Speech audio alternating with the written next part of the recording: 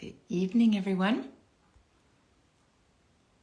I'm going to connect to Sanella, invite her in for our Tuesday evening Unpolished podcast.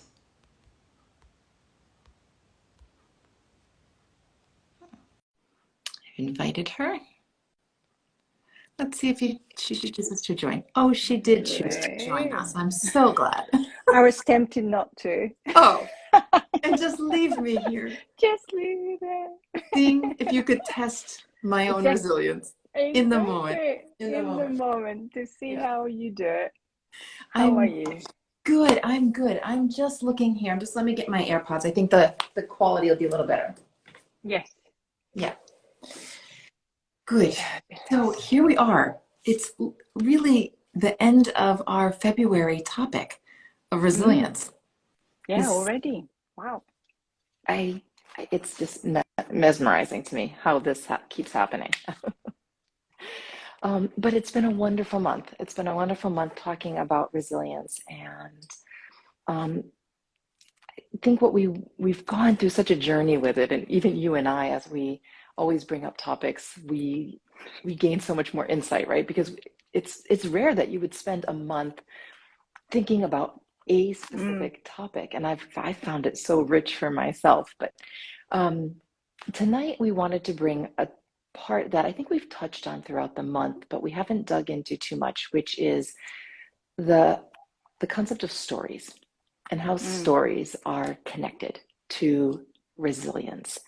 And so we're going to do that by talking a little bit about how stories show up in our moments of struggle, but also to share our personal stories of resilience by way of examples of that. So I hope that that's useful for people, because we do try to kind of open ourselves up for the purpose of helping people learn.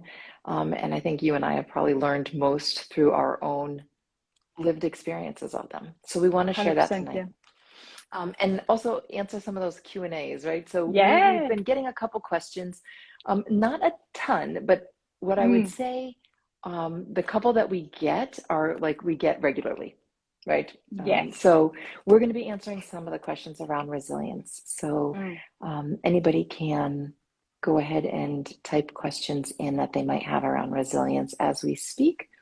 But meanwhile, at the end, we will be answering some of the questions that we've gotten from our community around resilience. So good. Let's do it. Let's walk into this by, let me just kind of pose an open question to both of us, which is, what is the connection between stories and resilience? So you go first, since I've been already chatting away. Okay. What's the connection? So whatever happens to us, I think first thing we do, we make up a story. We seek to understand and make meaning of whatever is going on for us. So I think in that process of making meaning of something, we can either support our resilience or take away from our resilience. Because so that's one thing that comes to my mind. So let me just clarify. So you're talking about, like, in the moment of a struggle, in the moment of some sort of life disappointment, some sort of setback, we seek to figure out, like, why is this thing happening? Why did this happen?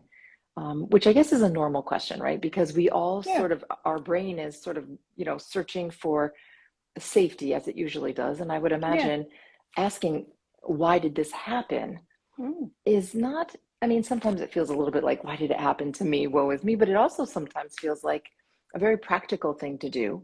Why did this happen? So, and can I prevent it from happening again?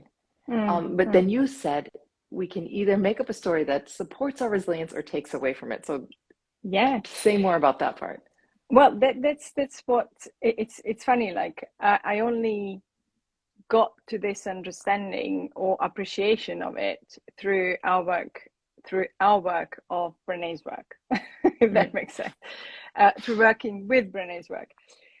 And you touched on that, because you said, like, there are stories that our brains in the moment of struggle we seek to understand by going back to stories that we already know. And we already, like, you know, at this point, at any point in life, I think, you know, unless we are talking like, you know, when we are, I don't know, really, really tiny, we already have a sense of who we are, like, you know, who we are as people, and, you know, are we, and why would something like that happen to us? So I think, especially if we're talking about personal struggles, like, you know, I'm thinking about, like, you know, in business, for example, like, you know, you and I are building a business and running businesses. So, like, you know, showing up and doing something over and over again, obviously, you know, you know that you're going to fail. So, and in that moment, your stories are linked usually to what your brain knows from, you know, way back. And I think those, so first, you know, I remember very much my biggest kind of fall down moments where I stayed down for longer than I needed to were because my stories were outdated. My stories were kind of like, you know, the stories of how I saw myself, you know, way back when. And I could not, but I did not have that connection. I kind of blindly trusted those stories. Okay. So that, I think, you know, I don't know if you want, but I want to jump in because I'm getting the sense of this, the only data our brain has, right? Like, so we have a struggle, we have a setback, we have a failure, and the only lens we have to process it through is the lens of the life we've already seen. Yeah, so beautifully the said. stories we make up are based on past experiences. And depending on what those experiences are, it may or may not be helpful or useful in the moment. And what I'm hearing you say is that it may not even be current or relevant. Like, it may be based on an outdated version of ourself that we were back when. So can you give an example of something like that? Without making you think too hard? I mean, 100%. Like, you know, even now, I am, as I'm shifting my way of my lifestyle to include a very different way of eating, just because I'm in perimenopause, I'm going through changes, and I know I have to, you know, not that I was on a terribly bad course, but I have, it's not like, you know, tweaks, it's like course correct. So, like, you know, there's a shift required. Okay. So I'm now on this journey, and the stories, so the stories that I have developed over past 10 years, and one of those stories is that I cannot lose weight. That's my story. That's one of the stories. And I have fed that story. I have lots of data, you know, one of them is like, you know, that I have not lost weight. And, you know, I'm, you know, hormonal and thyroid and this and that. So I have fed that story for 10 years. I'm not joking. Since I had my you know, since I had Sophie. Okay. So now I'm in this kind of process of change. I've got a coach. She's a nutritionist coach, and I'm working with her. So whenever and I'm making big changes, but whenever I fall down or fall short of doing stuff that I'm supposed to do, my immediate story is, this is not going to happen. You know, you see, I will not be able to do this because 10 years of that, you know, hormones of this and this and that and that. So that is I knew it. This is exactly. I knew it. My assessment of myself is true. And here's another data point. Exactly. So that is the default.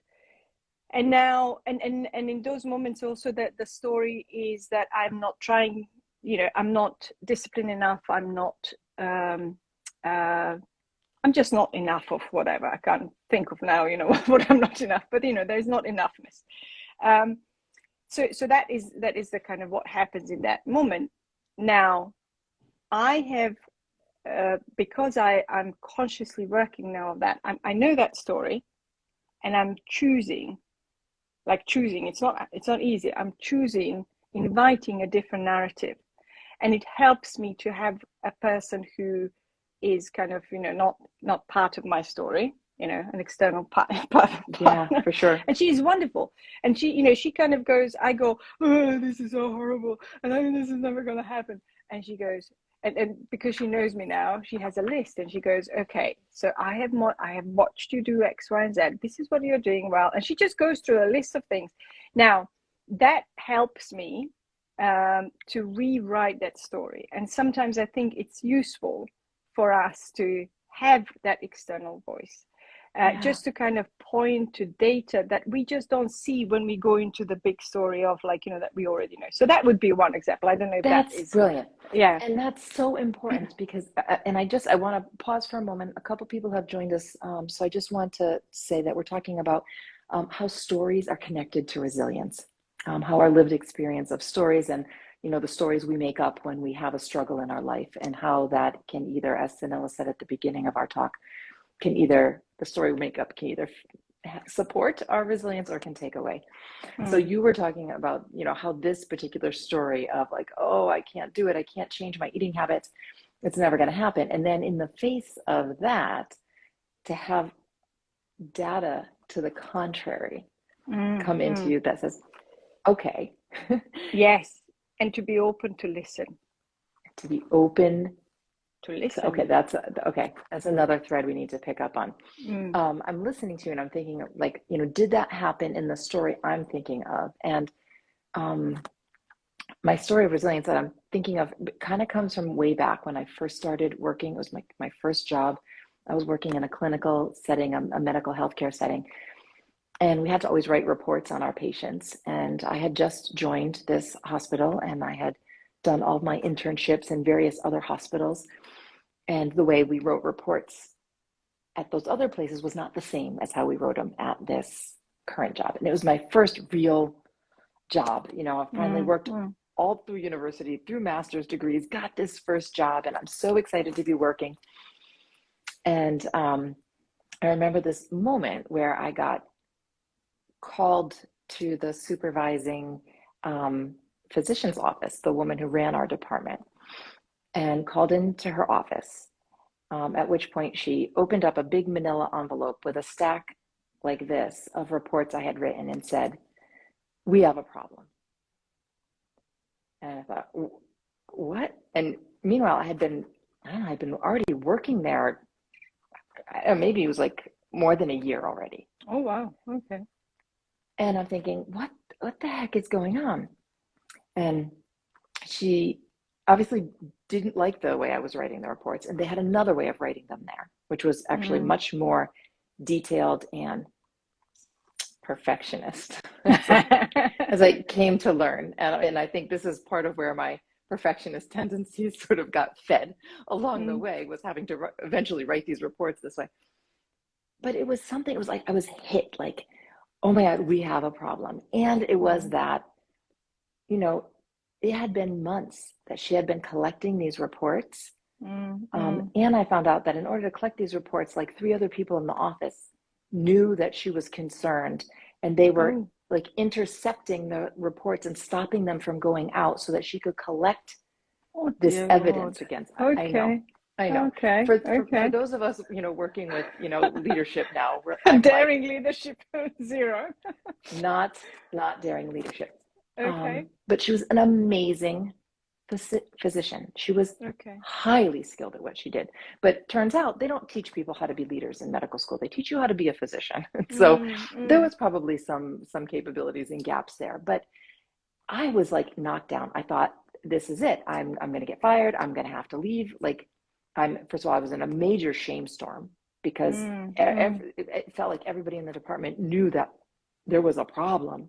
And really, it wasn't. It just needed like, well, how do you write them here? Well, show me how to write them here. Well, okay, I'll do it that way. I left that office like devastated. And immediately the story I made up was like, I knew I wasn't good at writing. I had that teacher in 8th grade who challenged, whether I was a good enough writer. I had this point in my graduate program where they had, I had gotten a letter from the graduate program first saying that I wasn't going to get into the graduate program. I was denied.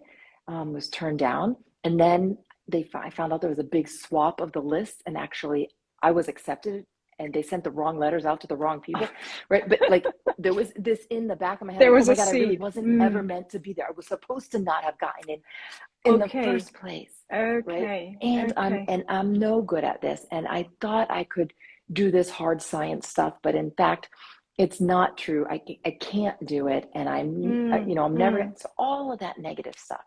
And I went away and, cried so hard my contact lenses fell out of my head. Devastated. Couldn't show up for work the next day. Just was, and I, finally when I got back to my office, I pulled out this drawer of thank you notes from my patients. Okay. Like of all I had done for them, right? And I went back and looked at, how many letters she had in this stack versus how many I had already seen. Hundreds. And I'm like, there are more successful reports that went out than these ones with problems. Okay? So I got all my numbers together and I went back and I asked for another meeting with her, and I sat down and I said, okay, I hear what you're saying. The way I'm writing the reports is not the same here, but here's the evidence I found that supports that I'm good at this and I'm not giving up and I'm not going anywhere. So you just tell me what I need to do to fix these reports so that they can start going out to the level that you're happy with. And then over time, I started reframing my vision of me, my understanding, my vision of her. I started to have a little bit more compassion for the role she had and maybe her lack of leadership skills. But I started realizing, what were my skills? Like, no, I have tons of evidence here from my patients and around me that the story I'm telling myself is not true. Yes. Yeah, that's super beautiful example of how it's lovely that there was something physical, and I know for anyone who works with people, sometimes we don't collect them. Sometimes there's a I think in stories, like, we are very negatively biased. Like, we remember stories of our failure that are negative. And what I love about your example is that you kept those thank you notes, and that you went back to them, because sometimes, and that they're physical, so that is beautiful. But sometimes, those the evidence, we need to dig out from our minds. And sometimes, in my case, like, there was somebody else saying, okay, but look at these things. But it's also, so that kind of seeking that evidence, seeking the different picture, and believing, fact checking, and believing what you find. Yes. Yeah. Because sometimes when we are down, and I definitely have done this before, and I know, like my clients do as well, people do in general, is that we almost deliberately reject the positive, when we are down. So I think when I mentioned earlier, willingness to listen, to actually believe that the positive, and take the positive and nurture the positive, because it's aligned. So why, sometimes I get asked, like, but that's, am I now neglecting the stuff that is gone wrong? I don't think we are. I don't have the evidence for that. I have the evidence that actually that nurtures the side of you who you want to grow into, or to the one that needs to get up and go again. So and that took me years to figure that out, like, Absolutely. And I think, if you look at, in both of our stories, what we're doing is we're not ignoring the part that we need to learn from and fix, right? So whatever, eating bloopers that you had, that you need to figure out, like, how to avoid that, or how to bounce back from that. We don't say bouncing back. How to not do that again. And for me, how to how to write the reports differently or whatever, right? You know, so there's still something to face. There's still like, you know, there's still corrections to be made and lessons to be learned. But I think the part that we're trying to ignore is the voice in our head that's getting in the way of us even being able to learn. Like we're just not in a state of growth or learning or seeing a new way if we're coming into it believing that we're not capable of doing this thing, right? So we have to ask ourselves, and for me, the most useful question I ask myself is, you know, is it true? All these, you know, grumpy things I'm thinking about myself or other people, because I also had plenty of that I was thinking about my old boss, right? Is it true? Is it helpful? Yes. I love that. Yes. Is it true? Is it helpful? Tell more about, is it helpful? Because sometimes, you know, sometimes there is truth. Like, okay, you know, maybe it's true that this woman was not a really skilled leader. She wasn't particularly good at giving feedback, that's for sure. That's true. She's a horrible leader. But is it helpful for me to continue working for her, working under her, and learning from her? Because she was a brilliant physician. You know, is it helpful for me to continue holding that opinion of her as a terrible leader? No, because then I would have not been able to continue working there, except in full resentment, right? I went on to work 7 years there with her. And I only could do it because I had reframed my understanding of how she worked, how she operated, that she was going to have some not great moments as a leader, and that I could have compassion there. And also for me, is it helpful for me to believe that I was terrible at my job? Was that going to get me to a point? Where did I want to get to? I wanted to be a really good you know, genetics professional. That was the area I was working in. And that was my whole career. And like, was believing that I was no good and I was never meant to be there, was that going to get me there? And it wasn't, right? Because when you have these unhelpful thoughts, right, they lead to very negative emotions. Those negative emotions lead to very negative actions. Yeah, and 100%. And I think the when we are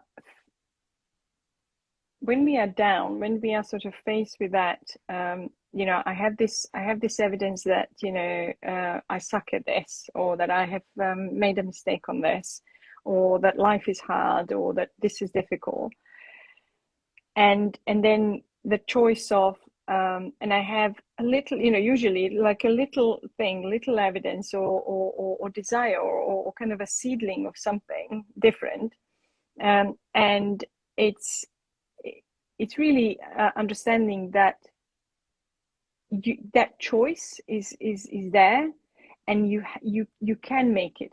I mean, it's really that's the bit that I find the most difficult and most useful to sort of, because sometimes we are so kind of I don't know, we are committed almost to stories that don't serve us. There is a commitment because they're part of our identity. They're part of, you know, they're familiar. They feel comfortable, like a warm blanket. Yes, exactly, even like if a little they're bit hurtful. Yeah. Warm blanket with thorns. Exactly.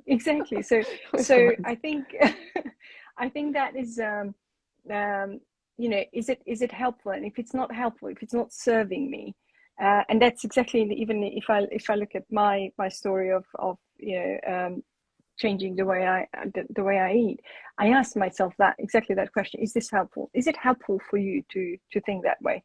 No, I don't think so. It's exactly what you said. Like, you know, is that going to get me to being a good professional? No, it's not going to help me. So let's choose something that it is. And yeah, it's funny. Yeah. I won't go connecting there, but right. Yeah. So that there's something there about connecting it to where you want to go. Like, yes, given what I want to get on with, given what I want to accomplish, or even just given what I want to feel after this setback, Yeah. Is the story I'm telling myself going to help get me there? Yes. Yes.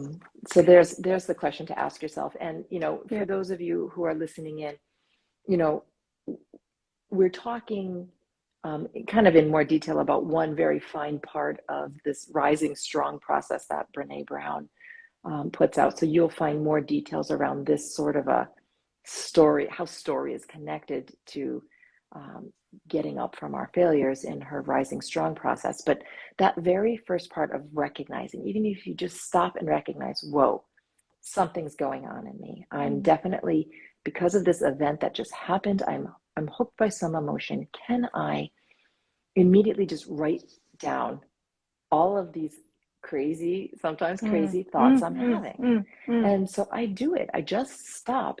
And sometimes I write it. Sometimes I just say it out loud. Sometimes I just, you know, but when you write it, something happens when you start writing it down on the page. You're like, okay, really, like, this is like loca, girl. Like, this is crazy. Like, what are you, you know, do you really believe, like, do you really believe these things about yourself? And then it gets to the point where once you've gotten it down on paper, like, this is the whole story I'm saying. One, there's just this cathartic venting, you know, about everything you think about yourself and others. But there's this ability to look at it and be like, okay, is this true? Is this helpful? Can I go on a fact-finding mission here and kind of separate out fact from fiction? So. It's funny that I drive a lot, as you know.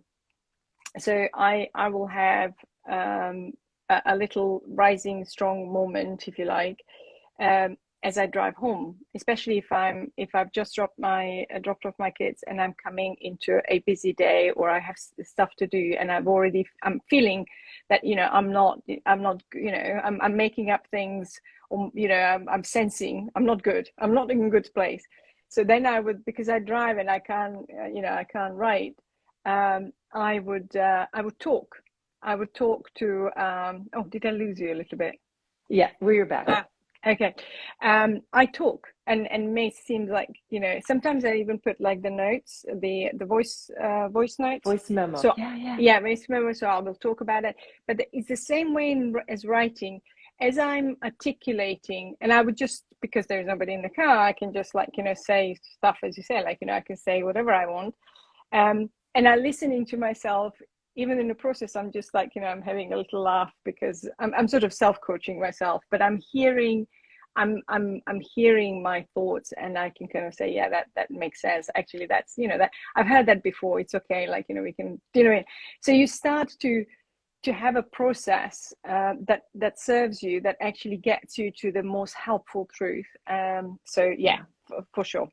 And I love that point you made about, you know, I've heard that before. That's really valuable, because if you do this often enough, if you regularly, even not, so for big falls, big setbacks, definitely, you know, big events in your life that are, you know, true struggles, you know, loss of a job, loss of loved one, loss of, you know, anything, as well as small things, argument with a friend, or just you said something wrong and you're worried your friend is, you know, upset with you, or you're, you know, a tense conversation with your child or your partner. Like, all of that works for this, right? And what I notice is, no matter how big or small, there's themes of my stories, right? I definitely write in a certain genre. And so you said, I've heard that before. And for sure, it's like, okay, here we go again, Terry. You know, that's, that's your, you know, XYZ topic or issue coming right back up. You know it. You've heard it before. Okay. Wow. What is bringing it up here again? Oh, it was that. Okay. Okay. We know. And for me, that's resilience. Yes. That is how you build resilience, right? It's not like resilience is not having to do this whole process, you know, that you just automatically can move past it without bad emotions. No, it's having the hard emotions, talking about this story and getting to the heart of the story and doing it enough times such that when another fall or setback happens, you can process the story more quickly, right? Because you start pulling out the themes and you're like, heard that before. Okay, and you can kind of, the processing of it just gets a little bit speedier. Absolutely. Yeah. I find the same. Good. Should we get to some questions? Yes, let's do that.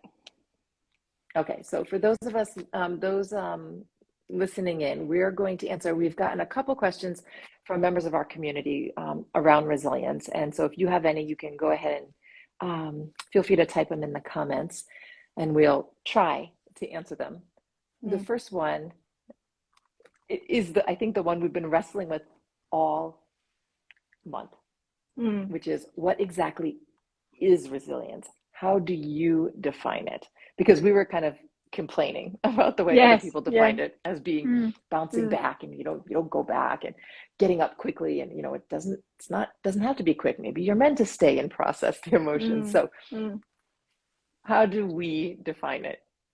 Yeah, I think as we were talking here, it's that resilience is that it has element of courage to face, to recognize what's happening, to be curious about what's happening, and then be open to learning and moving forward without any baggage. I think you said that beautifully when we were doing the workshop. It's really, how do we go through life, not putting blinkers on, not sort of soldiering on, not trying to push through, but really processing it and leaving as much as we can immediately, or coming back to kind of shedding off any unnecessary luggage, so that we can move forward light and free, changed, but without unnecessary burden. Sorry, I kind of expanded on that. I love it, and thank you for that. I'm going to read the words that you had eloquently put around it, which in our words, and we put it on our grid, which is, it's the ability to recognize our own suffering, and the courage to be curious about our own experience. And I like that you included courage in it, because you're right, that's the staying open bit. Having the courage to stay open and really look at it and question ourselves. Is this true? Is this serving me? Is this helpful? Yeah, I like it. Still beautiful. Like it. Okay. Okay, so here's the one that everybody has been kind of asking us, which is resilience something you have or don't have, or can it actually be learned? Can we develop resilience? What do you think about that one? Okay, so a short answer, yes, I think we develop it. And I think I'm seeing it with my kids. I think as parents, I'm reminded of it. I can answer from my perspective, definitely something that it is true, but looking at little people. And sometimes we could look at our people and we could see that, they struggle, or they're sensitive, or they are, they get sort of affected by life easily. And we could make up a story about them as being less resilient, as being not tough enough. And I think but if we, instead of doing that, which is unhelpful story, instead of doing that, if we keep coming to the, teaching them skills, teaching them the way to think, teaching them how the whole story and brain works, I think definitely can be developed and I think part of that strengthening and developing of resilience is understanding yourself and having the skills to go through it and never shut down. It's painful for us parents to kind of be in that space and lead, and it can be quite, not it can be, it is quite I don't know, it can be quite exhausting, but I think that's the way you do it. That's the way, with patience and guidance. You can't kind of you can't hammer it onto them, but you can, with guidance and patience and understanding. I think the answer for me also is absolutely yes. You can build resilience. You can develop resilience, and I think and I don't know that you would ask any coach and have them say no, right? Of course, we believe in the possibility of growth and development. Yes, you can absolutely develop resilience. And I would also say you could also not develop resilience. And it all depends on whether or not you're making the right choices in the moment of struggle, right? So you could go through the same amount of struggle, two people going through the same amount of struggle, and one could develop resilience and one could not. And it all depends on how they're choosing to interact with their emotions and their struggle. I think resilience is built as a function of struggle. Yes. Right? Yes. That's where it's built. It's built in those moments. It's not like you have it before and then the struggles come and okay, you can move through them because you're resilient. I think struggles come in our life, and like you said, with children, it starts at a young age. Are we giving them the resources and tools to ask themselves some questions and to and ask themselves, what are the stories you're telling yourself right now about that friend at school who said whatever?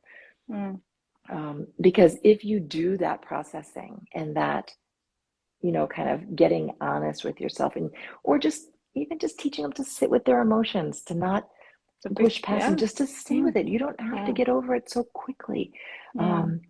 Just to stay with it, and let's see how it feels tomorrow. And how is it feeling tomorrow? Okay, now it's a little bit lower on the scale. Tomorrow, great. Oh, no, not yet. Oh, it got worse because what? You started thinking about something else. Okay. Allowing that, right? Because that process of being okay to be with your emotions and to look at your story is what builds that resilience. And I think when we teach kids to just soldier on and just get up, brush yourself off and keep going, nothing happened. Just, you've got to pull yourself up by your bootstraps and go forward. I think could be the same struggle, and those kids would not learn resilience. So I think you can build it, but it's a choice and it's a practice. 100%. And I would just add to that resilience is something I think we need to find little victories in those processes, because sometimes we think about, how am I showing up in the big moments? And I've had many big moments in my life, and I actually show up much better in those than I show on the everyday resilience. So sometimes the pressure, and I've heard this from parents as well, and from people, like, when you feel that like the occasion is so big, and you really have to show up for your kids, show up for your loved ones, just you have to step up in those moments. I find sometimes, as humans, because we are wired to go through struggles, we can kind of strap ourselves and march through, and then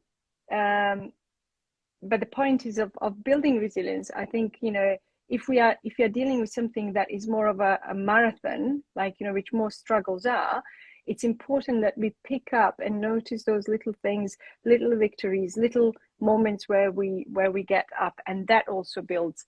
All of that adds to our idea of ourselves as resilient people. Yes. There you go. High five for that. High five. Thank you for adding that. Yeah, that's a good one. Okay, I'll see why I love talking to Sanella. Okay. Last question. Is optimism something that is necessary in order to be resilient? Okay. Do you want to go first? All right. I'm going to say yes and no. It depends on what you mean by optimism. I don't think that blind, sugarcoating, rose-colored glasses, toxic optimism, like it's going to be fine, it's going to be okay, that brave face on top of the real hard emotions underneath. I don't think that that's resilience, and I don't think that that's helpful. I think that that's the opposite of resilience. I think that's just pushing down the emotions. So that type of optimism, no. I would say the optimism that I think is necessary for resilience is the optimism in self, the belief in one's self, that there is some, what we refer to as agency, right? I believe that I have the ability to see myself through this. And that agency, once again, comes from having had those small victories in the past and having had some big victories in the past, having been through struggles in the past, and being able to look back and say, I've been through hard times before. I know I can do it again. So I think that sort of optimism and belief in self is important. What about you? Yeah. When you asked the question, I thought of, now I'm not going to have all the facts, but it was about war prison or camp in Japan, like a concentration camp. And one of the majors who survived and came out of it, he said the first people who actually died in the camp, out not being killed but died, were people who were optimists. And basically what and then there was like a really so what happens is, like, when you have, it's kind of what you're describing. So when you are in a big doo-doo like that, like, or any sort of, like, big hard life situation, and you are just thinking, oh, it's gonna, it's, I don't know, they're gonna save us, by Friday, or the troops are gonna march in, and everything's gonna be sorted, or I'm just gonna do this thing, and my business will take off, or I'm gonna show this to my kid, and they're gonna be not they're gonna have friends, or not be anxious anymore. When you kind of have that sort of optimism, then when that doesn't happen, because we can't control, we don't have a clue, resilience is really about showing up over and over again. Then it doesn't happen, and then you go, oh, then what he was saying, that the disappointment of not being freed by Christmas or not being freed by Easter, just then weighs on you and kills you in some kind of spiritual and real way. So crushing to the spirit. Crushing to the spirit. So I think the optimism is sort of kind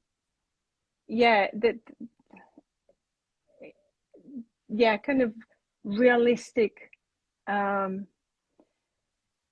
It's that paradox, isn't it? Paradox of sitting with desire and wanting things to be better, but also being ready for when things are not. So it's really and sometimes in life we have to sit up on that fence for quite a long time and balance the both. So that would be my there's got to be some level of acceptance about what is, even if what is 100%. is not desirable. Great. And it's interesting you brought up that story about the prisoners in Japan, because I think about just even in the pandemic, like I can see in my coaching clients who, some of them were like, kind of minimized it at the beginning. It's no, but look, it's going to be like the flu. It's just going to be like this. It's just going to, look, by summer it'll be fine. By, then it was like, look, it just, next year it'll be fine. And they kind of kept doing those landmarks, like it's going to be fine by, right? Really suffered. When we're 2 years on and we're still having restrictions as a result, and suffered more than the people were like, no, these things can hang around for a bit. I think we just gotta sit tight and find a way to accept and adjust to this new normal. Oh gosh, that's a like pandemic and resilience. That's a whole different. I'm gonna restrain myself because I'm aware of the time. But superbly valid point. Yeah. So at the end of our month-long journey on resilience, Sanela, what do you think you're taking away from this topic this month around resilience, and or what do you hope those in our community have taken away or learned from it? I think because we run a session with a connection session, and I think one thing came from that and then the second one, just randomly, as we've been working in it. So the first one is about updating our identity, updating how we see ourselves. And when that showed up in that session, I then reflected on myself, reflected on my clients, and how often I see people who weather so many storms in life still not thinking about themselves as badasses that they are. So I don't know. So I think updating that sense, kind of banking those victories, banking those struggles, if you like, to strengthen our perception and of ourselves and our self-worth and our sense of agency. So that was the first one. How about you? You're right. When that came up with our crew who was on our connection session this month, that kind of hit us all, right? We're all like, yes, updating, and how many old identity suits we walk around with. It's like, we got to clean that closet out. Yes. Throw out some of those old things that just don't fit anymore. I love that. Yeah. I think for me, I've said it so many times on our calls, and I'm going to just say it again, is just a really better understanding of what resilience is. It's used so often. It's so gauzy. It's a term that's like, is it just taking good care of yourself? Is it bubble baths and journaling? Like, what is it that really helps us to navigate our way through struggle in a healthy way? And while self-care practices and exercise and eating well and bubble baths, yes, they can help manage our sense of well-being and our energy, which is a big part of being able to do what I think we've learned is the real resilient work, which is getting into those stories, understanding what's happening to us, being honest with ourselves about what's true and what's not, and being able to update our story and our understanding of ourselves in the situation. And in order to do that work, yes, you need to take good care of yourself and manage your energy to do it. And I think I've learned so much from you. I always do, Samela, and just thank you. You're such a brilliant mind and big heart on these topics, and I'm so grateful to be in these conversations with you and to be able to now share them with our community. Oh, thank you. Appreciate same, it. Absolutely same. I love it. I love working with you. Okay, may I share one more and then we are done? Of course. It's your channel. I think this one is important, and I haven't thought about it as much. But what I think it's true is that however we go through tough times, and whatever, we come out of it, we are victorious, aren't we? So there is trauma. I think there is our bodies. It's stressful.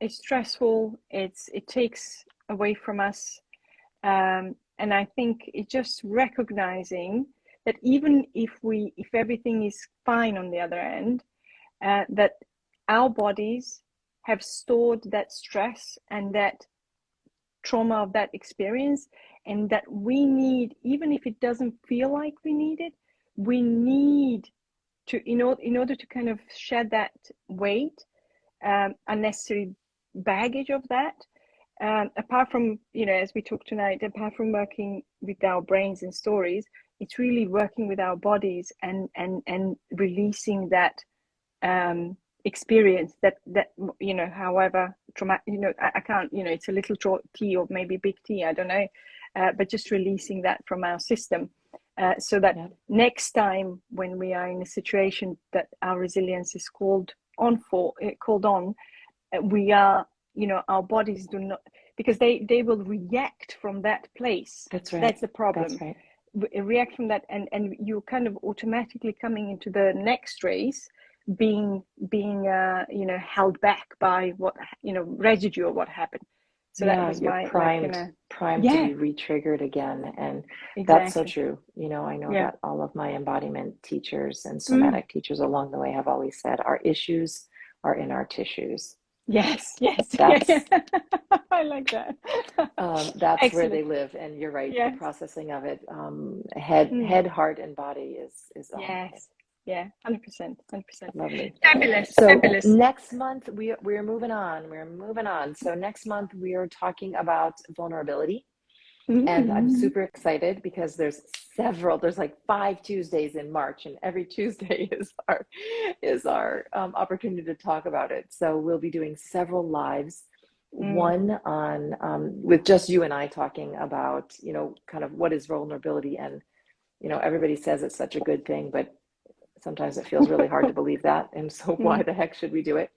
We're going to have a guest on, Chris from Unshakable Man, talking to us about vulnerability in men. Kelly Petrangeli and her son Marco are going to come and talk to us about vulnerability in parenting and vulnerability in the LGBTQ plus community. So grateful they have just a beautiful conversation together. And of course, midway through on March 15th is our connection session with our community, and anybody's open to join that. They can just register on our website to join in resilience. I need to update my story. We're moving on to vulnerability. They can come and join in our vulnerability workshop, 1-hour workshop on that evening. I can't wait for that one. And given all the feedback and how much, I personally enjoy those connection sessions, I would, wholeheartedly and sort of generously extend the invitation for everyone to join us, because they're really good. They're really good. Agreed. Great. Fabulous. Have a wonderful evening to everybody who joined in and listened to us tonight. Thank you so much. Sweet dreams to you all. And Sanella, all the best to you. Thank you for being part of our conversation again tonight. Thank you, darling. See you. Take care. Bye-bye. Bye. Thank you.